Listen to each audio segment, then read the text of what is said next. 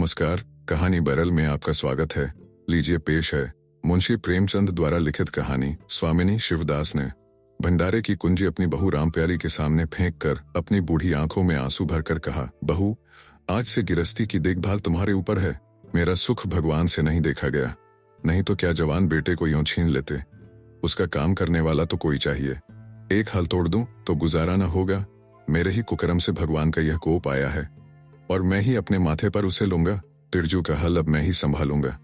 अब घर की देखरेख करने वाला, धरने उठाने वाला तुम्हारे सिवा दूसरा कौन है। रो मत बेटा, भगवान की जो इच्छा थी वह हुआ और जो इच्छा होगी वह होगा। हमारा तुम्हारा क्या बस है। मेरे जीते जी तुम्हें कोई टेढ़ी आंख से देख भी न सकेगा। तुम किसी बात का सोच मत किया करो। बिरजू गया तो अभी बैठा ही हुआ हूँ। रामप्यारी और रामदुलारी दो सगी बहनें थीं। दोनों का विवाह मथुरा और बिरजू दो सगे भाइयों से हुआ। दोनों बहनें नैहर की तरह ससुराल में भी प्रेम और आनंद से रहने लगीं। शिवदास को पेंशन मिली। दिन भर द्वार पर गपशप करते, भरा पूरा परिवार देखकर प्रसन्न होते और अधिकतर धर्म चर्चा में लगे रहते थे। लेकिन दैवगति से बड़ा लड़का बिरजू बीमार पड़ा और आज उसे मरे हुए 15 दिन बीत गए। आज क्रियाकर्म से फुर्सत मिली और शिवदास ने सच्चे कर्मवीर की भांति फिर जीवन संग्राम के लिए कमर कस ली। मन में उसे चाहे कितना ही दुख हुआ हो, उसे किसी ने रोते नहीं देखा। आज अपनी बहू को देखकर एक क्षण के लिए उसकी आंखें सजल हो गईं, लेकिन उसने मन को संभाला और रुद्ध कंठ से उसे दिलासा देने लगा। कदाचित उसने सोचा था घर की स्वामिनी बनकर विधवा के आंसू पुंज जाएंगे, कम से कम उसे इतना कठिन परिश्रम न करना पड़ेगा। इसलिए उसने भंडारे की कुंजी बहू के सामने फेंक दी थी। वैधव्य की व्यथा को स्वामित्व के गर्व से दबा देना चाहता था। रामप्यारी ने पुलकित कंठ से कहा, यह कैसे हो सकता है दादा कि तुम मेहनत मजदूरी करो और मैं मालकिन बनकर बैठूं। काम धंधे में लगी रहूंगी तो मन बदला रहेगा। बैठे बैठे तो रोने के सिवा और कुछ न होगा। शिवदास ने समझाया, बेटा, दैवगति में तो किसी का बस नहीं रोने धोने से हल्कानी के सिवा और क्या हाथ आएगा। घर में भी तो 20 काम है। कोई साधु संत आ जाए, कोई पाहुना ही आ पहुंचे तो उनके सेवा सत्कार के लिए किसी को घर पर रहना ही पड़ेगा। बहू ने बहुत से हीले किए पर शिवदास ने एक न सुनी। शिवदास के बाहर चले जाने पर रामप्यारी ने कुंजी उठाई तो उसे मन में अपूर्व गौरव और उत्तरदायित्व का अनुभव हुआ। जरा देर के लिए पति वियोग का दुख हर उसे भूल गया। उसकी छोटी बहन और देवर दोनों काम करने गए हुए थे। शिवदास बाहर था। घर बिल्कुल खाली था। इस वक्त वह निश्चित होकर भंडारे को खोल सकती है। उसमें क्या क्या सामान है, क्या क्या विभूति है, यह देखने के लिए उसका मन लालायित हो उठा। इस घर में वह कभी न आई थी। जब कभी किसी को कुछ देना या किसी से कुछ लेना होता था तभी शिवदास आकर इस कोठरी को खोला करता था। फिर उसे बंद कर वह ताली अपनी कमर में रख लेता था। रामप्यारी कभी कभी द्वार की दरारों से भीतर झांकती थी पर अंधेरे में कुछ न दिखाई देता। सारे घर के लिए वह कोठरी तिलिस्मीय रहस्य था जिसके विषय में भांति भांति की कल्पनाएं होती रहती थीं। आज रामप्यारी को वह रहस्य खोलकर देखने का अवसर मिल गया। उसने बाहर का द्वार बंद कर दिया कि कोई उसे भंडार खोलते ना देख ले, नहीं सोचेगा। बेजरूरत उसने क्यों खोला। तब आकर कांपते हुए हाथों से ताला खोला। उसकी छाती धड़क रही थी कि कोई द्वार न खटखटाने लगे। अंदर पांव रखा तो उसे कुछ उसी प्रकार का, लेकिन उससे कहीं तीव्र आनंद हुआ जो उसे अपने गहने कपड़े की पिटारी खोलने में होता था। मटकों में गुड़, शक्कर, गेहूं जो आदि चीजें रखी हुई थीं। एक किनारे बड़े बड़े बर्तन धरे थे जो शादी ब्याह के अवसर पर निकाले जाते थे या मांगे दिए जाते थे। एक आले पर मालगुजारी की रसीदें और लेन देन के पुर्जे बंधे हुए रखे थे। कोठरी में एक विभूति सी छाई थी, मानो लक्ष्मी अज्ञात रूप से विराज रही हो। उस विभूति की छाया में रामप्यारी आधे घंटे तक बैठी अपनी आत्मा को तृप्त करती रही। प्रतिक्षण उसके हृदय पर ममत्व का नशा सा छाया जा रहा था। जब वह उस कोठरी से निकली तो उसके मन के संस्कार बदल गए थे, मानो किसी ने उस पर मंत्र डाल दिया हो। उसी समय द्वार पर किसी ने आवाज दी। उसने तुरंत भंडारे का द्वार बंद किया और जाकर सदर दरवाजा खोल दिया। देखा तो पड़ोसिन जुनी खड़ी है और 1 रुपया उधार मांग रही है। रामप्यारी ने रुखाई से कहा, अभी तो 1 पैसा घर में नहीं है जीजी। क्रियाकर्म में सब खर्च हो गया। जुनिया चकरा गई। चौधरी के घर में इस समय 1 रुपया भी नहीं है। यह विश्वास करने की बात न थी। जिसके यहाँ सैकड़ों का लेन देन है वह सब कुछ क्रियाकर्म में नहीं खर्च कर सकता। अगर शिवदास ने बहाना किया होता तो उसे आश्चर्य न होता। प्यारी तो अपने सरल स्वभाव के लिए गांव में मशहूर थी। अक्सर शिवदास की आंखें बचाकर पड़ोसियों को इच्छित वस्तुएं दे दिया करती थी। अभी कल ही उसने जानकी को सेर भर दूध दिया, यहाँ तक कि अपने गहने तक मांगे दे देती थी। कृपण शिवदास के घर में ऐसी सखर्ज बहू का आना गांव वाले अपने सौभाग्य की बात समझते थे। चुनिया ने चकित होकर कहा, ऐसा न कहो जीजी, बड़े गाड़ी में पढ़कर आई हूं, नहीं तुम जानती हो मेरी आदत ऐसी नहीं है। बाकी का 1 रुपया देना है। पादा द्वार पर खड़ा बकझक कर रहा है, रुपया दे दो तो किसी तरह यह विपत्ति टले। मैं आज के 8वें दिन आकर दे जाऊंगी। गांव में और कौन घर है जहां मांगने जाऊं? प्यारी टस से मस न हुई। उसके जाते ही प्यारी सांझ के लिए रसोई पानी का इंतजाम करने लगी। पहले चावल दाल बिन्ना अपाड़ लगता था और रसोई में जाना तो सूली पर चढ़ने से कम न था। कुछ देर बहनों में झांव होती, तब शिवदास आकर कहते, क्या आज रसोई न बनेगी? तो 2 में से एक उड़ती और मोटे मोटे टिक्कड़ लगाकर रख देती, मानो बैलों का राती बहू। आज प्यारी तनमन से रसोई के प्रबंध में लगी हुई है। अब वह घर की स्वामिनी है। तब उसने बाहर निकलकर देखा, कितना कूड़ा करकट पड़ा हुआ है। बुढ़ू दिन भर मक्खी मारा करते हैं, इतना भी नहीं होता कि जरा झाड़ू ही लगा दें। अब क्या इनसे इतना भी नहीं होगा? द्वार चिकना होना चाहिए कि देखकर आदमी का मन प्रसन्न हो जाए, ये नहीं कि उपकाई आने लगे। अभी कह दूं तो तिनक उठे, मुन्नी नांद से अलग क्यों खड़ी है? उसने मुन्नी के पास जाकर नांद में झांका, दुर्गंध आ रही थी। ठीक, मालूम होता है महीनों से पानी ही नहीं बदला गया। इस तरह तो गाय रह चुकी, अपना पेट भर लिया, छुट्टी हुई, और किसी से क्या मतलब। हाँ, दूध सबको अच्छा लगता है। दादा द्वार पर बैठे चिलम पी रहे हैं, मगर इतना नहीं होता कि 4 घड़ा पानी नांद में डाल दे। मजूर रखा है, वह भी 3 कौड़ी का, खाने को 1.5 सेर। काम करते नानी मरती है। आज आता है तो पूछती हूँ, नांद में पानी क्यों नहीं बदला? रहना हो रहे या जाए, आदमी बहुत मिलेंगे। चारों ओर तो लोग मारे मारे फिर रहे हैं। आखिर उससे न रहा गया, घड़ा उठाकर पानी लाने चली। शिवदास ने पुकारा, पानी क्या होगा बहू, इसमें पानी भरा हुआ है। प्यारी ने कहा, नांद का पानी सर गया है। मुन्नी भूसे में मुंह नहीं डालती, देखते नहीं हो कोस भर पर खड़ी है। शिवदास मार्मिक भाव से मुस्कुराए और आकर बहू के हाथ से घड़ा ले लिया। कई महीने बीत गए। प्यारी के अधिकार में आते ही उस घर में जैसे वसंत आ गया। भीतर बाहर जहां देखिए किसी निपुण प्रबंधक के हस्तकौशल, सुविचार और सुरुचि के चिन्ह दिखते थे। प्यारी ने गृहयंत्र की ऐसी चाबी कस दी थी कि सभी पुर्जे ठीक ठाक चलने लगे थे। भोजन पहले से अच्छा मिलता है और समय पर मिलता है। दूध ज्यादा होता है, घी ज्यादा होता है और काम ज्यादा होता है। प्यारी ना खुद विश्राम लेती है, ना दूसरों को विश्राम लेने देती है। घर में ऐसी बरकत आ गई है कि जो चीज मांगो घर ही में निकल आती है। आदमी से लेकर जानवर तक सभी स्वस्थ दिखाई देते हैं। अब वह पहले किसी दशा नहीं है कि कोई चिथड़े लपेटे घूम रहा है, किसी को गहने की धुन सवार है। हाँ, अगर कोई रुग्ण और चिंतित तथा मलिन वेश में है तो वह प्यारी है। फिर भी सारा घर उससे जलता है। यहाँ तक कि बूढ़े शिवदास भी कभी कभी उसकी बदगोई करते हैं। किसी को पहर रात रहे उठना अच्छा नहीं लगता। मेहनत से सभी जी चुराते हैं, फिर भी यह सब मानते हैं कि प्यारी ना हो तो घर का काम न चले। और तो और दोनों बहनों में भी अब उतना अपनापन नहीं। प्रातः काल का समय था। दुलारी ने हाथों के कड़े लाकर प्यारी के सामने पटक दिए और घुन्नाई हुई बोली, लेकर इसे भी भंडारे में बंद कर दे। प्यारी ने कड़े उठा लिए और कोमल स्वर से कहा, कह तो दिया, हाथ में रुपया आने दे, बनवा दूंगी।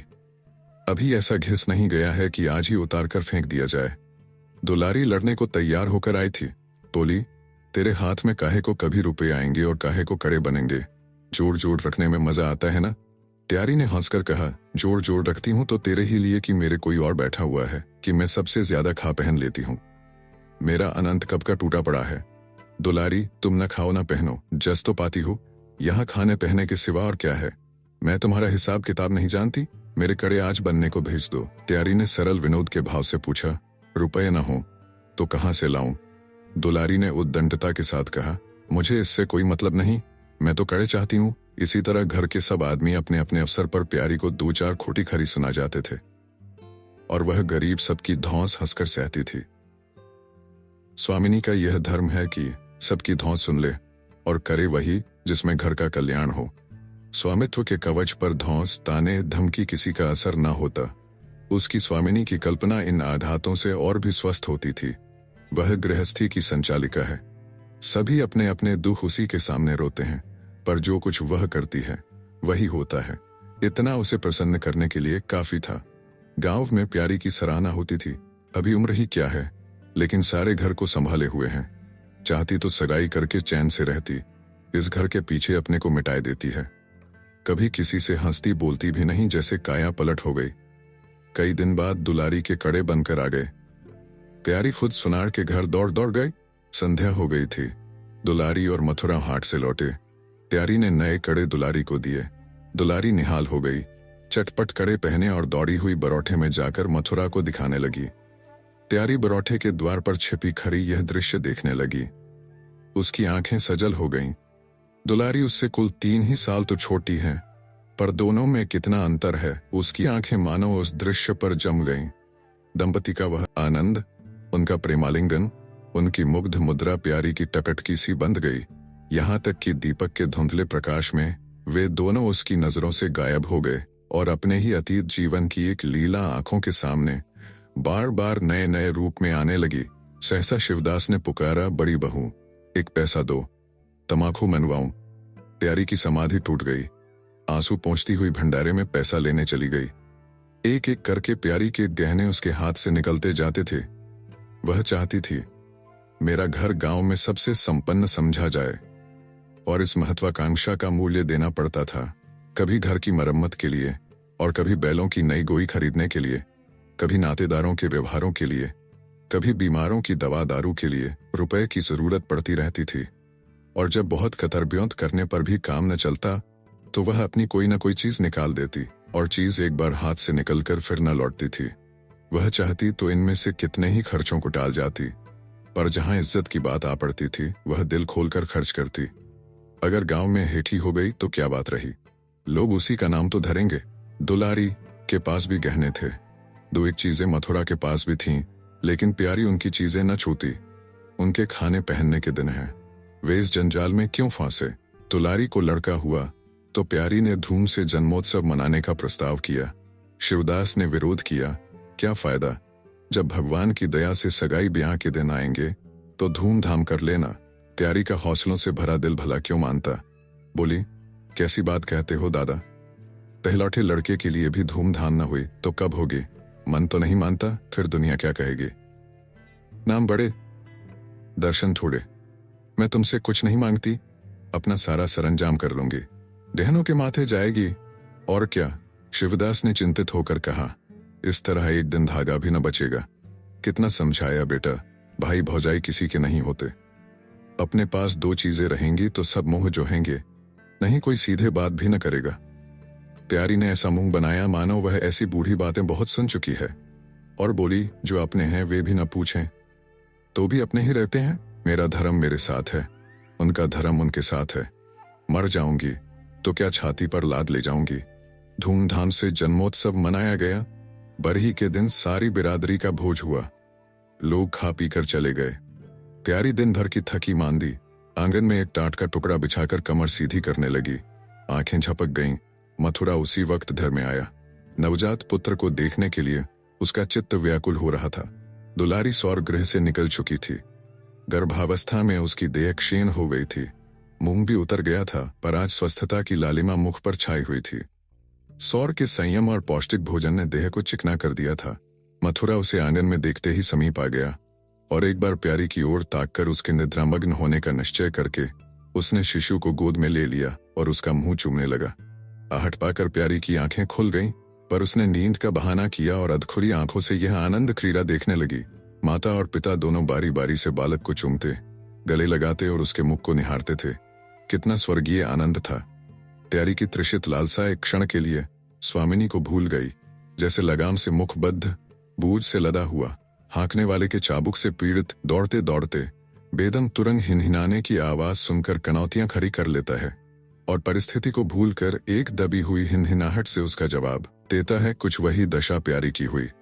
उसका मातृत्व जो पिंजरे में बंद, मूक, निश्चेष्ट पड़ा हुआ था, समीप से आने वाली मातृत्व की चहकार सुनकर जैसे जाग पड़ा और चिंताओं के उस पिंजरे से निकलने के लिए पंख फड़फड़ाने लगा। मथुरा ने कहा, यह मेरा लड़का है। दुलारी ने बालक को गोद में चिपटाकर कहा, हाँ क्यों नहीं, तुम्ही ने तो 9 महीने पेट में रखा है। सांसत तो मेरी हुई, बाप कहलाने के लिए तुम कूद पड़े। मथुरा मेरा लड़का ना होता तो मेरी सूरत का क्यों होता? चेहरा मोहरा रंग रूप सब मेरा ही सा है कि नहीं? दुलारी, इससे क्या होता है? बीज बनिए के घर से आता है, खेत किसान का होता है, उपज बनिए की नहीं होती, किसान की होती है। मथुरा, बातों में तुमसे कोई न जीतेगा। मेरा लड़का बड़ा हो जाएगा तो मैं द्वार पर बैठकर मजे से हुक्का पिया करूंगा। दुलारी, मेरा लड़का पढ़े लिखेगा, कोई बड़ा हुद्दा पाएगा, तुम्हारी तरह दिन भर बैल के पीछे न चलेगा। मालकिन से कहना है कल एक पालना बनवा दें। मथुरा, अब बहुत सवेरे न उठा करना और छाती फाड़कर काम भी न करना। दुलारी, यह महारानी जीने देंगी? मथुरा, मुझे तो बेचारी पर दया आती है, उसके कौन बैठा हुआ है, हम ही लोगों के लिए मरती है। भैया होते तो अब तक 2-3 बच्चों की मां हो गई होती। प्यारी के कंठ में आंसुओं का ऐसा वेग उठा कि उसे रोकने में सारी देह कांप उठी। अपना वंचित जीवन उसे मरुस्थल सा लगा, जिसकी सूखी रेत पर वह हरा भरा बाग लगाने की निष्फल चेष्टा कर रही थी। कुछ दिनों के बाद शिवदास भी मर गया। उधर दुलारी के 2 बच्चे और हुए, वह भी अधिकतर बच्चों के लालन पालन में व्यस्त रहने लगी। खेती का काम मजदूरों पर आ पड़ा। मथुरा, मजदूर तो अच्छा था, संचालक अच्छा न था। उसे स्वतंत्र रूप से काम लेने का कभी अवसर न मिला। खुद पहले भाई की निगरानी में काम करता रहा, बाद को बाप की निगरानी में काम करने लगा। खेती का तार भी न जानता था। वही मजदूर उसके यहाँ टिकते थे जो मेहनत नहीं खुशामद करने में कुशल होते थे। इसलिए प्यारी को अब दिन में 2-4 चक्कर हार के भी लगाना पड़ता। कहने को वह अब भी मालकिन थी, पर वास्तव में घर भर की सेविका थी। मजदूर भी उससे त्योरियां बदलते, जमींदार का पाला भी उसी पर धौंस जमाता। भोजन में भी किफायत करनी पड़ती। लड़कों को तो जितनी बार मांगे उतनी बार कुछ न कुछ चाहिए। दुलारी तो लड़कौरी थी, उसे भरपूर भोजन चाहिए। मथुरा घर का सरदार था, उसके इस अधिकार को कौन छीन सकता था? मजदूर भला क्यों रियायत करने लगे थे? सारी कसर प्यारी पर निकलती थी, वही एक फालतू चीज थी। अगर आधा पेट खाए तो किसी को हानि न हो सकती थी। 30 वर्ष की अवस्था में उसके बाल पक गए, कमर झुक गई, आंखों की जोत कम हो गई, मगर वह प्रसन्न थी। स्वामित्व का गौरव इन सारे जख्मों पर मरहम का काम करता था। एक दिन मथुरा ने कहा, भाभी, अब तो कहीं परदेश जाने का जी होता है। यहाँ तो कमाई में बरकत नहीं, किसी तरह पेट की रोटी चल जाती है, वह भी रो धोकर। कई आदमी पूरब से आए हैं, वे कहते हैं वहां 2-3 रुपए रोज की मजदूरी हो जाती है। 4-5 साल भी रह गया तो मालामाल हो जाऊंगा। अब आगे लड़के बाले हुए, इनके लिए कुछ तो करना ही चाहिए। दुलारी ने समर्थन किया। हाथ में 4 पैसे होंगे, लड़कों को पढ़ाएंगे लिखाएंगे। हमारी तो किसी तरह कट गई, लड़कों को तो आदमी बनाना है। प्यारी यह प्रस्ताव सुनकर अवाक रह गई, उनका मुंह ताकने लगी। इसके पहले इस तरह की बातचीत कभी न हुई थी। यह धुन कैसे सवार हो गई, उसे संदेह हुआ। शायद मेरे कारण यह भावना उत्पन्न हुई। बोली, मैं तो जाने को न कहूंगी, आगे जैसी इच्छा हो। लड़कों को पढ़ाने लिखाने के लिए यहाँ भी तो मदरसा है, फिर क्या नित्य यही दिन बने रहेंगे? 2-3 साल भी खेती बन गई तो सब कुछ हो जाएगा। मथुरा, इतने दिन खेती करते हो गए, जब अब तक न बनी तो अब क्या बन जाएगी? इस तरह एक दिन चल देंगे, मन की मन में रह जाएगी। फिर अब पौरू भी तो थक रहा है, ये खेती कौन संभालेगा? लड़कों को मैं चक्की में जोत कर उनकी जिंदगी नहीं खराब करना चाहता। प्यारी ने आंखों में आंसू लाकर कहा, भैया, घर पर जब तक आधी मिले सारी के लिए न धावना चाहिए। अगर मेरी ओर से कोई बात हो तो अपना घर बार अपने हाथ में करो, मुझे एक टुकड़ा दे देना, पड़ी रहूंगी। मथुरा आदर कंठ होकर बोला, भाभी, ये तुम क्या कहती हो? तुम्हारे ही संभाले ये घर अब तक चला है, नहीं रसातल में चला गया होता।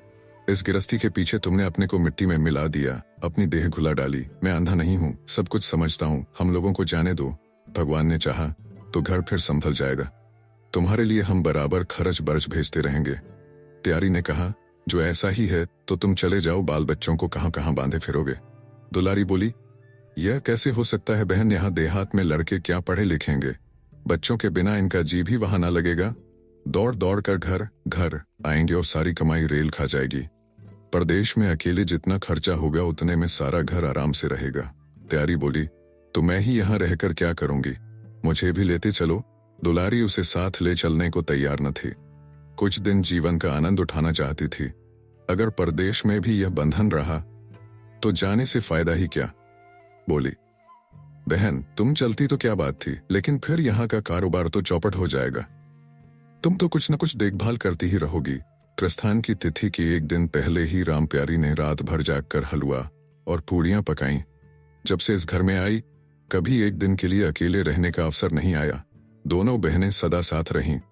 आज उस भयंकर अवसर को सामने आते देखकर प्यारी का दिल बैठा जाता था। वह देखती थी मथुरा प्रसन्न है, बाल वृंद यात्रा के आनंद में खाना पीना तक भूले हुए हैं, तो उसके जी में आता वह भी इसी भांति निर्द्वंद्व रहे, मोह और ममता को पैरों से कुचल डाले। किंतु वह ममता जिस खाद्यल को खा खा कर पली थी, उसे अपने सामने से हटाए जाते देखकर क्षुब्ध होने से न रुकती थी।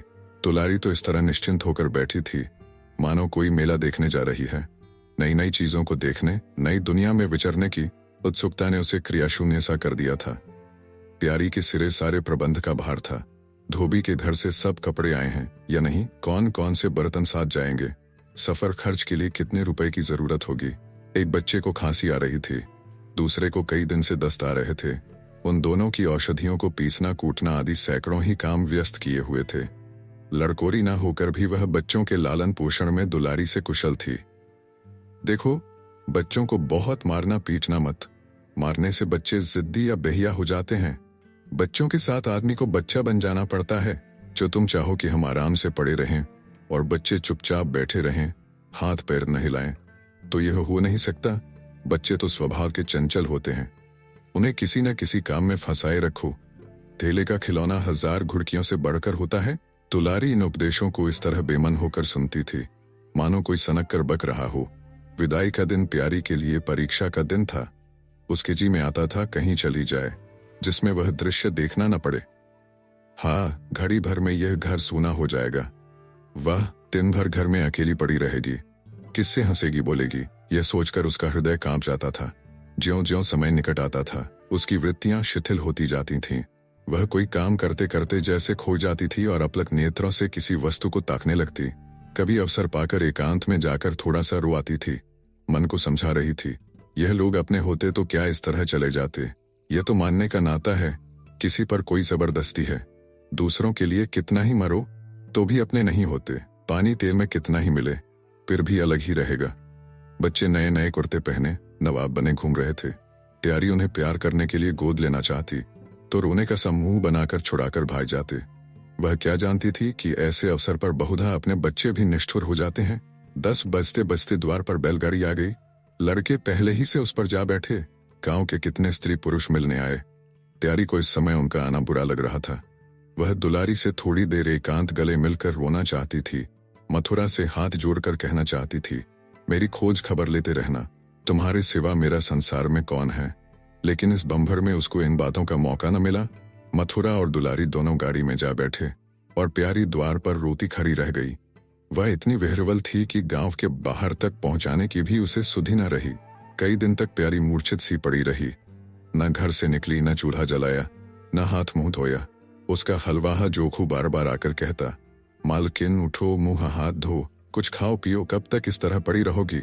इस तरह की तसल्ली गांव की और स्त्रियां भी देती थीं, पर उनकी तसल्ली में एक प्रकार की ईर्ष्या का भाव छिपा हुआ जान पड़ता था। जोखू के स्वर में सच्ची सहानुभूति झलकती थी। जोखू कामचोर, बातूनी और नशेबाज था। प्यारी उसे बराबर डांटती रहती थी।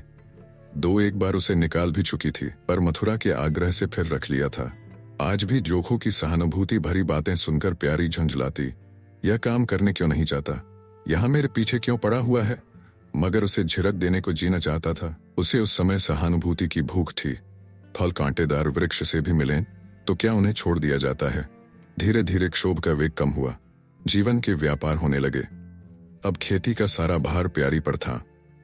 लोगों ने सलाह दी, एक हल तोड़ दो और खेतों को उठा दो। पर प्यारी का गर्व यूं ढोल बजाकर अपनी पराजय स्वीकार न करना था। सारे काम पूर्ववत चलने लगे। उधर मथुरा के चिट्ठी पत्री न भेजने से उसके अभिमान को और भी उत्तेजना मिली। वह समझता है, मैं उसके आसरे बैठी हूं, उसके चिट्ठी भेजने से मुझे कोई निधि न मिल जाती। उसे अगर मेरी चिंता नहीं है तो मैं कब उसकी परवाह करती हूँ। घर में तो अब विशेष काम रहा नहीं। प्यारी सारे दिन खेती बाड़ी के कामों में लगी रहती। खरबूजे बोए थे, वह खूब फले और खूब बिके। पहले सारा दूध घर में खर्च हो जाता था, अब बिकने लगा। प्यारी की मनोवृत्तियों में भी एक विचित्र परिवर्तन आ गया। वह अब साफ कपड़े पहनती, मांग चोटी की ओर से भी उतनी उदासीन न थी। आभूषणों में भी रुचि हुई। रुपए हाथ में आते ही उसने अपने गिरवी गहने छुड़ाए और भोजन भी संयम से करने लगी। सागर पहले खेतों को सींचकर खुद खाली हो जाता था। अब निकास की नालियां बंद हो गई थीं। सागर में पानी जमा होने लगा और उसमें हल्की हल्की लहरें भी थीं। खिले हुए कमल भी थे। एक दिन जोखू हार से लौटा तो अंधेरा हो गया था। प्यारी ने पूछा, अब तक वहां क्या करता रहा? जोखू ने कहा, 4 क्यारियां बच रही थी। मैंने सोचा 10 मोट और खींच दूं, कल का झंझट कौन रखे। जोखू अब कुछ दिनों से काम में मन लगाने लगा था। जब तक मालिक उसके सिर पर सवार रहते थे वह हीले बहाने करता था। अब सब कुछ उसके हाथ में था। प्यारी सारे दिन हार में थोड़ी ही रह सकती थी, इसलिए अब उसमें जिम्मेदारी आ गई थी। प्यारी ने लोटे का पानी रखते हुए कहा, अच्छा, हाथ मुंह धो डालो। आदमी जान रखकर काम करता है, हाय हाय करने से कुछ नहीं होता। खेत आज न होते कल होते, क्या जल्दी थी? जोखू ने समझा, प्यारी बिगड़ रही है। उसने तो अपनी समझ में कारगुजारी की थी और समझा था तारीफ होगी। यहां आलोचना हुई। चिढ़कर बोला, मालकिन, दाहिने बाएं दोनों ओर चलती हो, जो बात नहीं समझती हो उसमें क्यों कूदती हो? कल के लिए तो उंचवा के खेत पड़े सूख रहे हैं। आज बड़ी मुश्किल से कुआं खाली हुआ था। सवेरे में पहुंचता तो कोई और आकर न छेंक लेता, फिर अठवारे तक राह देखनी पड़ती। तब तक तो सारी उखबिदा हो जाती। प्यारी उसकी सरलता पर हंसकर बोली, अरे तो मैं तुझे कुछ कह थोड़ी रही हूं पागल। मैं तो कहती हूं कि जान रखकर काम कर। कहीं बीमार पड़ गया तो लेने के देने पड़ जाएंगे। जोखू, कौन बीमार पड़ जाएगा? मैं 20 साल में कभी सिर तक तो दुखा नहीं, आगे की नहीं जानता। कहो रात भर काम करता रहूं। प्यारी, मैं क्या जानूं? तुम ही अंतरे दिन बैठे रहते थे और पूछा जाता था तो कहते थे जोर आ गया था, पेट में दर्द था। जोखू झेंपता हुआ बोला, वह बातें जब थीं जब मालिक लोग चाहते थे कि इसे पीस डालें। अब तो जानता हूं मेरे ही माथे हैं। मैं न करूंगा तो सब चौपट हो जाएगा। प्यारी, मैं क्या देखभाल नहीं करती। जोखू, तुम बहुत करोगी, 2 बेर चली जाओगी, सारे दिन तुम वहां बैठी नहीं रह सकती। प्यारी को उसके निष्कपट व्यवहार ने मुग्ध कर दिया। बोली, तो इतनी रात गए चूल्हा जलाओगे? कोई सगाई क्यों नहीं कर लेते? जोखू ने मुंह धोते हुए कहा, तुम भी खूब कहती हो मालकिन, अपने पेट भर को तो होता नहीं सगाई कर लूं। 1.25 सेर खाता हूं, 1 जून पूरा 1.25 सेर, दोनों जून के लिए 2 सेर चाहिए। प्यारी, अच्छा, आज मेरी रसोई में खाओ, देखूं कितना खाते हो। जोखू ने पुलकित होकर कहा, नहीं मालकिन, तुम बनाते बनाते थक जाओगी। हाँ, आध सेर के 2 रोटा बनाकर खिला दो तो खा लूं। मैं तो यही करता हूं, बस आटा सान कर 2 लिट बनाता हूं और उपले पर सेंक लेता हूं। कभी मठे से, कभी नमक से, कभी प्याज से खा लेता हूं और आकर पड़ रहता हूं। प्यारी, मैं तुम्हें आज फुलके खिलाऊंगी। जोखू, तब तो सारी रात खाते ही बीत जाएगी। प्यारी, बको मत, चटपट आकर बैठ जाओ। जोखू, जरा बैलों को सानी पानी देता जाऊं तो बैठूं। जोखू और प्यारी में ठनी हुई थी। प्यारी ने कहा, मैं कहती हूं धान रोपने की कोई जरूरत नहीं। छड़ी लग जाए तो खेत डूब जाए, बरखा बंद हो जाए तो खेत सूख जाए। जुआर, बाजरा, सन, अरहर सब तो हैं, धान न सही। जोखू ने अपने विशाल कंधे पर फावड़ा रखते हुए कहा, जब सबका होगा तो मेरा भी होगा। सबका डूब जाएगा तो मेरा भी होगा, फिर डूब जाएगा। मैं क्यों किसी से पीछे रहूं? बाबा के जमाने में 5 बीघा से कम नहीं रोपा जाता था। बिरजू भैया ने उसमें 1-2 बीघे और बढ़ा दिए। मथुरा ने भी थोड़ा बहुत हर साल रोपा। तो मैं क्या सबसे गया बीता हूं? मैं 5 बीघे से कम न लगाऊंगा। तब घर में 2 जवान काम करने वाले थे। मैं अकेला उन दोनों के बराबर खाता हूं। दोनों के बराबर काम क्यों न करूंगा? चल झूठा कहीं का। कहते थे 2 सेर खाता हूं, 4 सेर खाता हूं, आध सेर में रह गए। एक दिन तौलो तब मालूम हो, तौला है, बड़े खाने वाले। मैं कह देती हूं धान न रोपो, मजूर मिलेंगे, अकेले हलकान होना पड़ेगा। तुम्हारी बला से मैं ही हलकान होऊंगा ना, ये देह किस दिन काम आएगी। प्यारी ने उसके कंधे पर से फावड़ा ले लिया और बोली, तुम पहर रात से पहर रात तक ताल में रहोगे, अकेले मेरा जी उबेगा। जोखू को उबने का अनुभव न था। कोई काम न हो तो आदमी पढ़कर सो रहे। जी क्यों उबे? बोला, जी उबे तो सो रहना, मैं घर रहूंगा। तब तो और जी उबेगा। मैं खाली बैठता हूं तो बार बार खाने की सूझती है। बातों में देर हो रही है और बादल घिरे आते हैं। प्यारी ने कहा, अच्छा कल से जाना, आज बैठो। जोखू ने मानव बंधन में पड़कर कहा, अच्छा बैठ गया, कहो क्या कहती हो। प्यारी ने विनोद करते हुए पूछा, कहना क्या है? मैं तुमसे पूछती हूँ अपनी सगाई क्यों नहीं कर लेते? अकेले मरती हूँ, तब 1 से 2 हो जाऊंगी। जोखू शर्माता हुआ बोला, तुमने फिर वही बेबात की बात छेड़ दी। मालकिन, किससे सगाई कर लूं? यहाँ ऐसी मेहरिया लेकर क्या करूंगा जो गहनों के लिए मेरी जान खाती रहे। प्यारी, यह तो तुमने बड़ी कड़ी शर्त लगाई। ऐसी औरत कहाँ मिलेगी जो गहने भी न चाहे। चोखू, ये मैं थोड़े ही कहता हूँ कि वह गहने न चाहे, हाँ मेरी जान न खाए। तुमने तो कभी गहनों के लिए हट न किया, बल्कि अपने सारे गहने दूसरों के ऊपर लगा दिए। प्यारी के कपोलों पर हल्का सा रंग आ गया। बोली। प्यारी ने उसे पीछे की ओर ठेलते हुए कहा, कहोगे कैसे नहीं, मैं कहला के छोड़ूंगी। जोखू, मैं चाहता हूं कि वह तुम्हारी तरह हो, ऐसी गंभीर हो, ऐसी ही बातचीत में चतुर हो, ऐसा ही अच्छा पकाती हो, ऐसी ही किफायती हो, ऐसी ही हंसमुख हो। बस ऐसी औरत मिलेगी तो करूंगा, नहीं इसी तरह पड़ा रहूंगा। प्यारी का मुख लज्जा से आरक्त हो गया। उसने पीछे हटकर कहा, तुम बड़े नटखट हो। हंसी हंसी में सब कुछ कह गए। आप सुन रहे थे कहानी बारल से, मुंशी प्रेमचंद द्वारा लिखित कहानी स्वामिनी। अगर वीडियो पसंद आया तो इसे लाइक करिए और चैनल को भी सब्सक्राइब कीजिए। धन्यवाद।